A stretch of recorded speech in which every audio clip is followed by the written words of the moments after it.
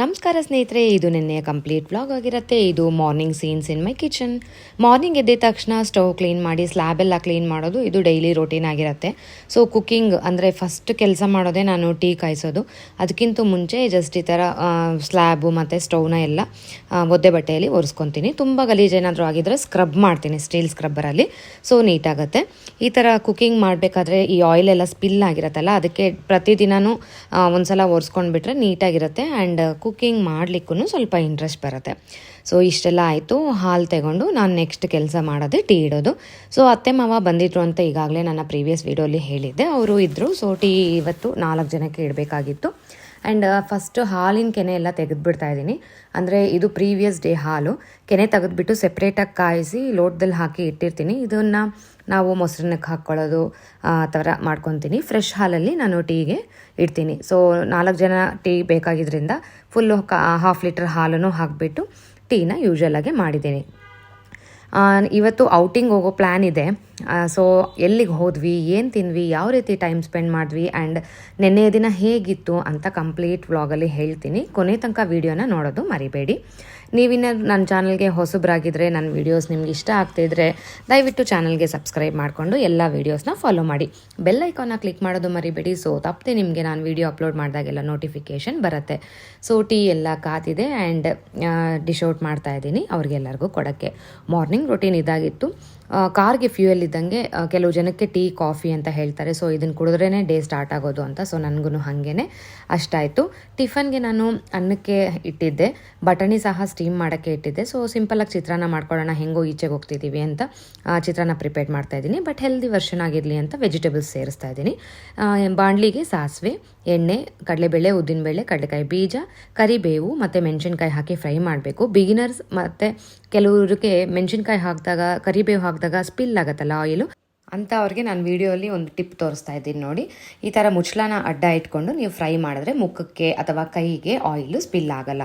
So ಈ ಒಗ್ಗರಣೆಗೆ ನಾವು ಕಟ್ ಮಾಡ್ಕೊಂಡಿರೋಂಥ ಕ್ಯಾಪ್ಸಿಕಮ್ ಮತ್ತು ಈರುಳ್ಳಿ ಹಾಕಬೇಕು. ಫಸ್ಟು ಕ್ಯಾಪ್ಸಿಕಮ್ನ ಒಂದು 50% ಅಷ್ಟು ಫ್ರೈ ಮಾಡೋಣ. ಕ್ಯಾಪ್ಸಿಕಮ್ ಫ್ರೈ ಮಾಡಬೇಕಾದ್ರೆ ಸ್ವಲ್ಪ ಉಪ್ಪು ಹಾಕಿ ಮಾಡಿದ್ರೆ ಕ್ಯಾಪ್ಸಿಕಮ್ಗೆ ಉಪ್ಪು ಹಿಡಿಯುತ್ತೆ ಮತ್ತು ಬೇಗನೂ ಫ್ರೈ ಆಗುತ್ತೆ. ಅದೊಂದು 50% ಅಷ್ಟು ಫ್ರೈ ಆದಮೇಲೆ ಈರುಳ್ಳಿ ಹಾಕೋಣ. ಈರುಳ್ಳಿಗೆ ಅಷ್ಟೊಂದು ಟೈಮ್ ಬೇಕಾಗಿಲ್ಲ ಫ್ರೈ ಆಗಲಿಕ್ಕೆ, ಅದಕ್ಕೋಸ್ಕರ ಕ್ಯಾಪ್ಸಿಕಮ್ ಆದಮೇಲೆ ಈರುಳ್ಳಿ ಹಾಕ್ತೀನಿ. ಕಲರ್ಗೋಸ್ಕರ ಅರಿಶಿನ ಪುಡಿ ಒಂದಷ್ಟು ಹಾಕಿ ಸ್ಟೀಮ್ ಮಾಡಿಟ್ಕೊಂಡಿದ್ದಲ್ಲ ಆ ಬಟಾಣಿನ ಇದಕ್ಕೆ ಸೇರಿಸಿ ಎಲ್ಲ ಇಂಗ್ರೀಡಿಯೆಂಟ್ಸು ಹೊಂದ್ಕೊಂಡು ಒಂದು 2-3 ನಿಮಿಷ ಫ್ಲೇಮ್ ಮೇಲೆ ಹೊಂದ್ಕೊಳ್ಳೋಕ್ಕೆ ಬಿಟ್ಬಿಡ್ತಾ ಇದ್ದೀನಿ. ಸೊ ಈ ಚಿತ್ರಾನ್ನದ ಗೊಜ್ಜು ನೀವು ಸ್ಟಾಕು ಇಟ್ಕೋಬೋದು, ಫ್ರಿಜ್ಜಲ್ಲಿ ಇಟ್ಕೋಬೋದು. ಬೇಕಾದಾಗ ಅನ್ನಕ್ಕೆ ಲೆಮನ್ ಮತ್ತು ಉಪ್ಪು ಹಾಕ್ಕೊಂಡು ಕಲಿಸ್ಕೊಂಡು ತಿನ್ಬೋದು. ಸೊ ಎಲ್ಲ ಫ್ರೈ ಆಗಿದೆ. ಸ್ಟವ್ ಆಫ್ ಮಾಡೋ ಟೈಮು. ಈಗ ಸಣ್ಣದಾಗಿ ಹೆಚ್ಕೊಂಡಿರೋಂಥ ಕೊತ್ತಂಬರಿ ಸೊಪ್ಪು ಒಂದಷ್ಟನ್ನ ಹಾಕಿ ಮಿಕ್ಸ್ ಮಾಡಿ ಇಟ್ಬಿಡೋದೇನೆ. ಇದಕ್ಕೆ ನೀವು ಮಾವಿನಕಾಯಿ ಸೇರಿಸ್ಕೋಬೋದು. ಸೇಮ್ ಒಗ್ಗರಣೆಗೆ ಕ್ಯಾರೆಟು, ಬೀನ್ಸು ಸೇರಿಸ್ಕೋಬೋದು, ಕ್ಯಾಬೇಜು ಹಾಕ್ಕೋಬೋದು. ಸೊ ಯಾವ ರೀತಿ ಮಾಡ್ಕೊಂಡ್ರೂ ಚೆನ್ನಾಗಿರುತ್ತೆ. ಯೂಶ್ವಲ್ ಚಿತ್ರಾನ್ನ ಬರೀ ನಿಂಬೆಹಣ್ಣು ಹಾಕ್ಕೊಡೋ ಬದಲು ಈ ಥರ ವೆಜಿಟೇಬಲ್ಸ್ ಸೇರಿಸ್ಕೊಟ್ರೆ ಹೆಲ್ತ್ ಒಳ್ಳೇದು ಅಲ್ಲ. ಅದಕ್ಕೆ ನಾನು ಪ್ಲೇನ್ ಚಿತ್ರಾನ್ನ ಮಾಡೋದೇ ಇಲ್ಲ. ಈ ಥರ ಯಾವುದೋ ಒಂದು ವೆಜಿಟೇಬಲ್ಸ್ ಮಿಕ್ಸ್ ಮಾಡಿ ಕೊಡ್ತೀನಿ. ಸೊ ಅನ್ನ ಎಲ್ಲ ಆಗಿದೆ. ಚಿತ್ರಾನ್ನಕ್ಕೆ ಅನ್ನ ಸ್ವಲ್ಪ ಆರಿದ್ರೆ ಚೆನ್ನಾಗಿರುತ್ತೆ. ಸ್ವಲ್ಪ ಅನ್ನನ ತೆಗೆದಿಟ್ಟೆ. ಚಿಕ್ಕ ಮಗನಿಗೆ ಸ್ವಲ್ಪ ಖಾರದ್ದು ಮತ್ತು ಬರೀ ಅನ್ನ ಕಲಿಸ್ಬಿಟ್ಟು ಕೊಡ್ತೀನಿ ಅದಕ್ಕೋಸ್ಕರ. ಮತ್ತು ಇನ್ನೆಲ್ಲ ಅನ್ನನ ಆರಾಕಿ ಅದಕ್ಕೆ ರುಚಿಗೆ ತಕ್ಕಷ್ಟು ಉಪ್ಪು, ಈ ಮಸಾಲೆ ಎಷ್ಟು ಬೇಕೋ ಅಷ್ಟು ಹಾಕ್ಕೊಂಡು, ರುಚಿಗೆ ಎಷ್ಟು ಬೇಕೋ ಅಷ್ಟು ನಿಂಬೆಹಣ್ಣು ಹಾಕ್ಕೊಂಡು ಕಲಿಸಿದ್ರೆ ಚಿತ್ರಾನ್ನ ರೆಡಿ ಆಗೋಗುತ್ತೆ.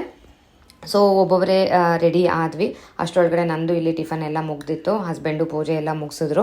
ಸೊ ಟಿಫನ್ನು ಸರ್ವ್ ಮಾಡಿದೆ. ಟಿಫನ್ ಎಲ್ಲನೂ ಸಹ ತಿಂದ್ವಿ. ನನ್ನ ದೊಡ್ಡ ಮಗ ನಮ್ಮ ಅತ್ತಿಗೆಯವ್ರ ಜೊತೆ ಗೋವಾ ಟ್ರಿಪ್ ಹೋಗಿದ್ದ 1 ವೀಕ್ ಬ್ಯಾಕೆ.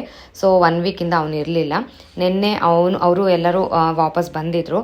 ಸೊ ಮನೆಗೆ ಅವರು ಸಹ ಬಂದರು. ಈಚೆಗೆ ಎಲ್ಲರೂ ಹೋಗೋಣ ಜೊತೆಗೆ ಅಂತ ಮಾವ ಪ್ಲ್ಯಾನ್ ಮಾಡಿದ್ದರಿಂದ ಅವರು ಮನೆಗೆ ಬಂದರು.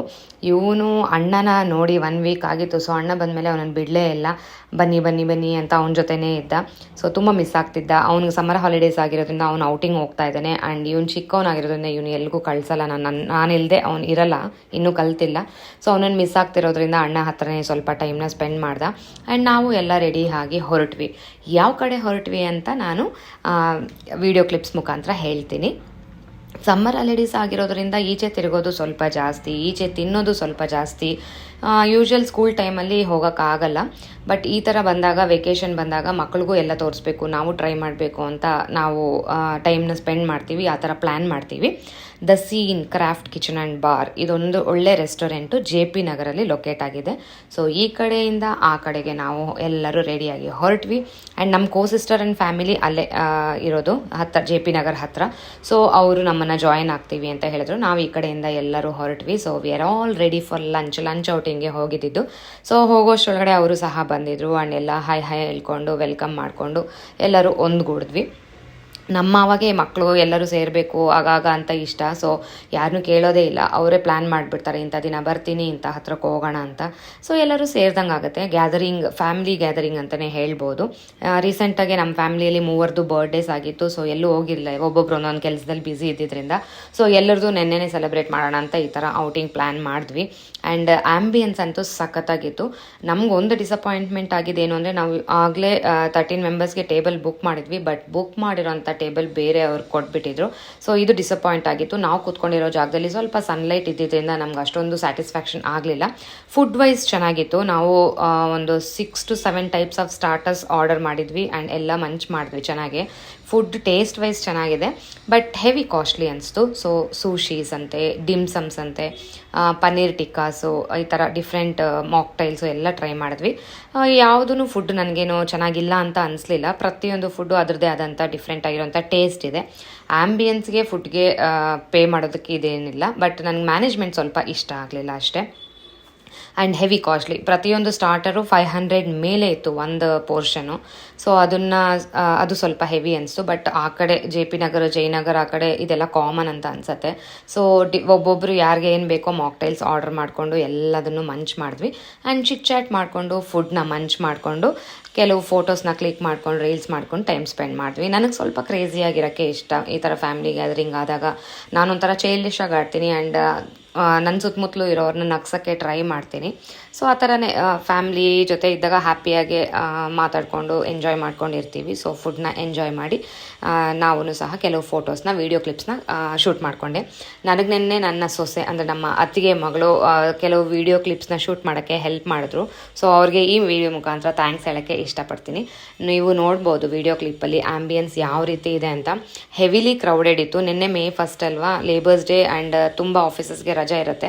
ಸೊ ಆಲ್ಮೋಸ್ಟ್ ಫಿಲ್ ಆಗಿತ್ತು, ಕ್ರೌಡೆಡ್ ಇತ್ತು. ಲಾಸ್ಟಲ್ಲಿ ನಾವು ಸಮ್ ರೈಸ್ ಆರ್ಡರ್ ಮಾಡಿ ನಮ್ಮ ಮೀಲ್ನ ಎಂಡ್ ಮಾಡಿದ್ವಿ. ಸೊ ಪ್ಲೇಸ್ನಂತೂ ನಾನು ರೆಕಮೆಂಡ್ ಮಾಡ್ತೀನಿ. ಫುಡ್ ವೈಸ್ 4 ಸ್ಟಾರ್ಸ್ ಕೊಡ್ತೀನಿ ನಾನು. ಆ್ಯಂಬಿಯನ್ಸ್ ವೈಸು 4 ಸ್ಟಾರ್ ಕೊಡ್ತೀನಿ. ಬಟ್ ಮ್ಯಾನೇಜ್ಮೆಂಟ್ ಸರಿ ಇರಲಿಲ್ಲ. ನಮಗೆ ಆ ಕಡೆ ಗಾಳಿ ಸರಿಯಾಗಿ ಬರ್ತಿರ್ಲಿಲ್ಲ. ಆ ಕಡೆ ಫ್ಯಾನ್ ಹಾಕಿ, ಈ ಕಡೆ ಫ್ಯಾನ್ ಅರೇಂಜ್ ಮಾಡಿ ಅಂತ ಹೇಳೋದೇ ಸರಿ ಹೋಯಿತು. ಬಟ್ ಟೋಟಲ್ ನಮ್ಮ ಲಂಚ್ನೆಲ್ಲ ಹೆಂಗೋ ಅಡ್ಜಸ್ಟ್ ಮಾಡಿಕೊಂಡು ಮುಗಿಸಿದ್ವಿ. This was one biggest disappointment ಅಂತಲೇ ಹೇಳ್ಬೋದು. ಸೊ ರಿವ್ಯೂ ಬರೆಯುವಾಗ ನಾನು ಇದು ಖಂಡಿತ ಬರಿತೀನಿ. ಏಕೆಂದರೆ ಅಷ್ಟೊಂದು ಪೇ ಮಾಡುವಾಗ ನಮಗೆ ಸ್ಯಾಟಿಸ್ಫೈ ಮಾಡಬೇಕು ಅವರು. ಅದು ಟೇಬಲ್ ಬುಕ್ ಮಾಡಿ ಕೊಟ್ಟಿಲ್ಲ ಅಂದರೆ ಬೇಜಾರಾಗತ್ತಲ್ವ. ಸೊ ಇಷ್ಟ ಆಗಿತ್ತು ಲಂಚ್ ಸೀನ್ಸು. ನೀವು ಫನ್ನಿ ಮೂಮೆಂಟ್ಸ್ ಎಲ್ಲ ಈ ವಿಡಿಯೋ ಕ್ಲಿಪ್ಪಲ್ಲಿ ಕಾಣ್ಬೋದು. ಇವ್ರು ನಮ್ಮ ಸಿಸ್ಟರು. ಸೊ ನಮ್ಮ ಟಾಕ್ಸಲ್ಲಿ ನಾವು ಬ್ಯುಸಿ ಇದ್ವಿ. ಮೊಬೈಲ್ ನನ್ನ ಸೊಸೆ ಹತ್ರ ಇದ್ದಿದ್ದರಿಂದ ಅವರು ಈ ಥರ ವೀಡಿಯೋ ಕ್ಲಿಪ್ಸ್ನೆಲ್ಲ ಕ್ಯಾಂಡಿಡಾಗಿ ಶೂಟ್ ಮಾಡಿದ್ರು. ಆ್ಯಂಡ್ ಇಲ್ಲಿ ನೋಡಿ, ದೊಡ್ಡ ಮಕ್ಕಳು ಕೂತ್ಕೊಂಡು ಏನು ಮಾತಾಡ್ತಾ ಇದ್ದಾರೆ ಅಂತ. ನಮ್ಮ ಲೋಕದಲ್ಲಿ ನಾವಿದ್ರೆ ಅವ್ರ ಲೋಕದಲ್ಲಿ ಅವರಿದ್ರು. ಏನೋ ದೊಡ್ಡ ಪೀಪಲ್ ಆದಂಗೆ ಮಾತಾಡ್ಕೊಂಡು ಇರ್ತಾಯಿದ್ರು. ಸೊ ಅದೊಂದು ಕ್ಯೂಟ್ ಅನಿಸ್ತು. ಸೊ ಆ ವಿಡಿಯೋ ಕೂಡ ಕ್ಯಾಪ್ಚರ್ ಮಾಡ್ಕೊಂಡ್ವಿ. JP ನಗರ ಆಚೀಚೆ ಇರೋರು ಒಳ್ಳೆ ಫ್ಯಾಮಿಲಿ ಜೊತೆ ಅಥವಾ ಫ್ರೆಂಡ್ಸ್ ಜೊತೆ ಡೈನೌಟ್ ಮಾಡಬೇಕು, ಕಾಸ್ಟ್ಲಿ ಆದರೂ ಪರವಾಗಿಲ್ಲ ಅಂದರೆ ಈ ಪ್ಲೇಸ್ ಡೆಫಿನೆಟ್ಲಿ ರೆಕಮೆಂಡ್ ಮಾಡ್ತೀನಿ. ಸೊ ನಮ್ಮ ಲಂಚ್ ಸೀನ್ ನಾವು ಮುಗಿಸಿದ್ದು ದ ಸೀನ್ ಅಲ್ಲಿ. ಓಕೆ, ಇಷ್ಟ ಆಯಿತು. ಮತ್ತು ಎಲ್ಲ ಮುಗೀತು, ಬಿಲ್ಲು ಪೇ ಮಾಡಿ ಈಚೆಗೆ ಹೋಗ್ತಾ ಇದ್ವಿ. ಸೊ ಇಲ್ಲಿ ನಾವು ಒಂದಷ್ಟು ರೀಲ್ಸು, ಒಂದಷ್ಟು ಫೋಟೋಸ್ನ ಕ್ಲಿಕ್ ಮಾಡಿ ದ ಸೀನ್ಗೆ ಬಾಯ್ ಹೇಳ್ಕೊಂಡು ಈಚೆಗೆ ಹೋದ್ವಿ. ಈಗಾಗಲೇ ಹೇಳಿದೆ ನಾನು, ಸಿಸ್ಟರ್ ಅವ್ರ ಮನೆ JP ನಗರ್ ಹತ್ರನೇ ಇರೋದು ಅಂತ. ಸೊ ಹೆಂಗೋ ಅಲ್ಲವರೆಗೂ ಹೋಗಿದ್ವಿ. ಅವ್ರ ಮನೆಗೆ ಹೋಗೋಣ ಅಂತ ಎಲ್ಲ ಅಲ್ಲಿಗೆ ಹೊರಟ್ವಿ. ಇಲ್ಲಿ ಅಕ್ಕ ತಮ್ಮಂದರು ಅವ್ರದ್ದೇ ಲೋಕದಲ್ಲಿ ಬ್ಯುಸಿಯಾಗಿದ್ದಾರೆ, ಮಕ್ಕಳು ಅವ್ರದ್ದೇ ಲೋಕದಲ್ಲಿ ಬ್ಯುಸಿಯಾಗಿದ್ದಾರೆ. ಐಸ್ ಕ್ರೀಮ್ಸ್ ಕಾಣಿಸ್ತು ಫ್ರಿಜ್ಜಲ್ಲಿ, ಊಟನೂ ಮುಗ್ದಿತ್ತು. ಸೊ ಐಸ್ ಕ್ರೀಮ್ಸ್ನ ತಗೊಂಡು ಅವ್ರ ಮೂರು ಎಂಜಾಯ್ ಮಾಡ್ತಾಯಿದ್ರು. ಅತ್ತೆ ಮಾವನೂ ರೆಸ್ಟ್ ತೊಗೊತಾಯಿದ್ರು. ಆ್ಯಂಡ್ ನಾನು ನನ್ನ ಸಿಸ್ಟರು ನಮ್ಮ ಟಾಕ್ಸಲ್ಲಿ ನಾವು ಸಹ ಬ್ಯುಸಿಯಾಗಿದ್ವಿ. ಇದು ಸಹಜ ಅಲ್ವಾ, ಅವ್ರವ್ರ ಏಜ್ ಗ್ರೂಪ್ ಅವ್ರನ್ನ ಅವರು ಚೂಸ್ ಮಾಡಿಕೊಂಡು ಅವ್ರಿಗೆ ಹೆಂಗೆ ಬೇಕೋ ಹಂಗೆ ಟೈಮ್ ಪಾಸ್ ಮಾಡ್ತಾ ಇರ್ತಾರೆ. ಮಕ್ಕಳು ನಿದ್ದೆ ಹೋದ್ರು, ಸೊ ಸಿಸ್ಟರ್ ಇಟ್ಕೊಂಡು ಈಚೆಗೆ ಹೋಗೋಣ ಅಂತ ನನಗೆ ಕೆಲವು ರೆಡಿ ಬ್ಲೌಸಸ್ ಬೇಕಾಗಿತ್ತು. ಸೊ ಅವ್ರ ಮನೆ ಕಡೆ ಸಿಗತ್ತೆ ಅಂತ ಹೋಗಿ ಬ್ಲೌಸಸ್ ಪರ್ಚೇಸ್ ಮಾಡಿದ್ವಿ. ರಿಟರ್ನ್ ಮಾಡುವಾಗ ಅಲ್ಲಿ ಗೋಲ್ಗಪ್ಪ ಚೆನ್ನಾಗಿರುತ್ತೆ ಅಂತ ಹೇಳಿ ಅಲ್ಲಿ ಹೋಗಿ ಗೋಲ್ಗಪ್ಪಗಳನ್ನ ಸಹ ಟ್ರೈ ಮಾಡಿದ್ವಿ. ಮನೆಗೆ ಬರೋ ಅಷ್ಟೊಳಗಡೆ ಸ್ವಲ್ಪ ಲೇಟ್ ಆಯಿತು. ಬಿಡದಿ ತಟ್ಟೆ ಇಡ್ಲಿಯಲ್ಲಿ ನಾವು ಫುಡ್ ಆರ್ಡರ್ ಮಾಡಿಕೊಂಡು ಮನೆಗೆ ತರಿಸ್ಕೊಂಡ್ವಿ. ಫುಡ್ ಎಲ್ಲರೂ ಕೂತ್ಕೊಂಡು ಒಟ್ಟಿಗೆ ತಿಂತಾಯಿದ್ದೀವಿ. ನಾನು ಈ ವಿಡಿಯೋ ಕ್ಲಿಪ್ಸ್ ಮುಖಾಂತರ ಒಂದು ಹೇಳೋಕ್ಕೆ ಇಷ್ಟಪಡ್ತೀನಿ. ಇದು ನನ್ನ ಅತ್ತೆ ಆ್ಯಂಡ್ ಫ್ಯಾಮಿಲಿ, ಅಮ್ಮ ಆ್ಯಂಡ್ ಫ್ಯಾಮಿಲಿನೂ ಈ ಥರ ದೊಡ್ಡದಾಗೇ ಇದೆ. ಏಕೆಂದರೆ ನಾವು 3 ಮಕ್ಕಳು ಆ್ಯಂಡ್ ಅತ್ತೆಗೂ 3 ಮಕ್ಕಳು. ಈ ಥರ ನಾವು ಗ್ಯಾದರಿಂಗ್ಸ್ ಆದಾಗ ಒಂಥರ ಮನ್ಸು ಬಿಚ್ಚಿ ಖುಷಿಯಾಗಿ ಒಂದುಗೂಡಿ ಇರ್ತೀವಿ. ಪ್ರತಿಯೊಂದು ಫ್ಯಾಮಿಲಿಯಲ್ಲೂ ಚಿಕ್ಕ ಚಿಕ್ಕ ಮಿಸ್ಅಂಡರ್ಸ್ಟ್ಯಾಂಡಿಂಗ್ಸ್ ಆಗಲಿ ಇಂಥವೆಲ್ಲ ಕಿರಿಕಿರಿಗಳಾಗಲಿ ಕಾಮನ್ನು. ಬಟ್ ಅದನ್ನೆಲ್ಲ ಇಗ್ನೋರ್ ಮಾಡಿಕೊಂಡು ಕ್ಲಿಯರ್ ಮಾಡಿಕೊಂಡು ಮುಂದೆಗೆ ಹ್ಯಾಪಿಯಾಗಿ ಹೋಗೋದೇ ಜೀವನ. ಅಂಥವಿಲ್ಲದೆ ಇದ್ದರೆ ಜೀವನ ಪರ್ಫೆಕ್ಟ್ ಅಂತಲೇ ಹೇಳೋಕ್ಕೆ ಸಾಧ್ಯ ಇಲ್ಲ. ಸೊ ಇರುತ್ತೆ, ನೆಗೆಟಿವ್ಸು ಇರಬೇಕು, ಪಾಸಿಟಿವ್ಸು ಇರಬೇಕು. ಫಿಲಾಸಫಿ ಹೇಳೋ ಅಷ್ಟು ದೊಡ್ಡವಳು ಅಲ್ಲ, ಅಷ್ಟೊಂದು ಎಕ್ಸ್ಪೀರಿಯೆನ್ಸು ನನಗಿಲ್ಲ. ಬಟ್ ನಮ್ಮ ಹಸ್ಬೆಂಡಿಂದ ನಾನು ಕೆಲವು ಕಲ್ತಿದ್ದೀನಿ. ನನಗೆ ಯಾರ ಬಗ್ಗೆ ಆದರೂ ಬೇಜಾರಾದಾಗ, ಯಾರಾದರೂ ನನಗೆ ಒಂಥರ ಕೀಳಾಗಿ ನೋಡಿದಾಗ, ಏನಾದರೂ ಡಿಚ್ ಮಾಡಿದಾಗ ಅವ್ರ ಹತ್ರ ಹೇಳ್ಕೊಂಡ್ರೆ ಒಂದೇ ಅವ್ರು ಹೇಳೋದು, ಲೈಫ್ ಚಿಕ್ಕದು, ಮೂವ್ ಆನ್ ಆಗ್ತಾ ಇರು, ಇಗ್ನೋರ್ ಮಾಡು, ನಿನ್ನ ಹತ್ರ ನಿನಗೆ ಲಾಸು, ನಿನ್ನ ಡಿಚ್ ಮಾಡಿರೋರ್ಗೆ ಏನೂ ಲಾಸ್ ಇಲ್ಲ. ಸೊ ಖುಷಿ ಆಯಿತಾ ಖುಷಿಯಾಗಿರೋ, ಬೇಜಾರಾಯಿತಾ ಇಗ್ನೋರ್ ಮಾಡು ಅಂತ ಹೇಳ್ತಾರೆ. ಸೊ ತುಂಬ ಕಲ್ತಿದ್ದೀನಿ ಅವರಿಂದ. ಮತ್ತು ರಾತ್ರಿ ಆಯಿತು, ಡೆಸರ್ಟ್ ಏನಾದರೂ ತಿನ್ನೋಣ ಅಂತ ಇಲ್ಲಿಗೆ ಹೋದ್ವಿ. ಇದು ಹ್ಯಾರ್ಲೇಸ್ ಕೇಕ್ ಹೌಸ್ ಅಂತ.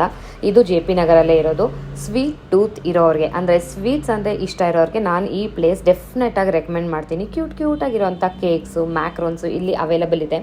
ನನ್ನ ದೊಡ್ಡ ಮಗನು ತುಂಬ ದಿನದಿಂದ ಮ್ಯಾಕ್ರೋನ್ಸ್ ಟ್ರೈ ಮಾಡಬೇಕು ಅಂತ ಆಸೆ ಪಡ್ತಿದ್ದ. ಸೊ ಇಲ್ಲಿ ಅವೈಲಬಲ್ ಇದ್ದಿದ್ದರಿಂದ ಡೆಸರ್ಟ್ಗೆ ಈ ಪ್ಲೇಸ್ನ ಚೂಸ್ ಮಾಡ್ಕೊಂಡ್ವಿ. ಇಲ್ಲಿನ ಆಂಬಿಯನ್ಸ್ ಅಂತೂ ನನಗೆ ಸಿಕ್ಕಾಪಟ್ಟೆ ಇಷ್ಟ ಆಗೋಯಿತು. ಸಿಂಪಲ್, ಬ್ಯೂಟಿಫುಲ್ ಆ್ಯಂಡ್ ಎಲಿಗೆಂಟ್ ಆಗಿತ್ತು. ಸೊ ಕಲರ್ಸ್ ನೋಡ್ಬೋದು ನೀವು, ಪೇಸ್ಟಲ್ ಕಲರ್ಸಲ್ಲಿ ಡಿಸೈನ್ ಮಾಡಿದ್ದಾರೆ ಫುಲ್ ಇಂಟೀರಿಯರ್ಸ್ನ. ಒಂಥರ ಕಣ್ಣಿಗೆ ಇಂಪಾಗಿತ್ತು ಆ್ಯಂಡ್ ಖುಷಿ ಕೊಡ್ತು. ಇಲ್ಲಿ ಕಪ್ ಕೇಕ್ಸು, ಮ್ಯಾಕ್ರೋನ್ಸು ಎಲ್ಲ ಅವೈಲಬಲ್ ಇದೆ. ಕಸ್ಟಮೈಸ್ ಮಾಡ್ಕೋಬೋದು, ರೆಡಿ ಇರೋದು ತಗೋಬೋದು, ಟೇಕ್ ಅವೇಸ್ ಇದೆ. ಫ್ರೆಶ್ ಆಗಿ ಬೇಕ್ ಮಾಡಿಕೊಡ್ತಾರೆ ಆ್ಯಂಡ್ ರೆಡಿಯಾಗಿರೋದು ಆರ್ಡರ್ ಮಾಡಿಕೊಂಡು ತಿನ್ಬೋದು. ಒಳ್ಳೆ ಟೈಮ್ನ ಸ್ಪೆಂಡ್ ಮಾಡ್ಬೋದು ಆರಾಮಾಗಿ ಡೆಸರ್ಟ್ ತಿನ್ಕೊತ.